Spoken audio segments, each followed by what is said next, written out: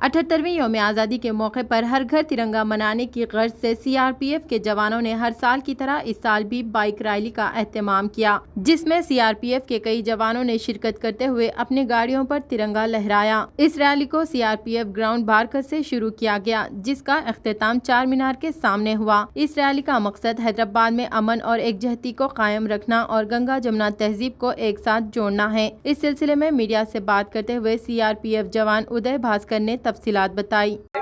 आज हम as a part of Independence Day celebrations 70th Independence celebration से मुताबिक से हम एक बाइक रैली निकाल दिया है और चंद्रायनगुट्टा सीआरपीएफ कैंपस बारकस से हर साल जैसे हम ये करते।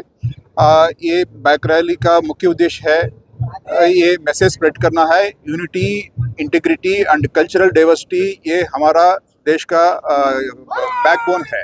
सो ये मैसेज स्प्रेड करने के लिए आया है और हमको ये बहुत खुशी है।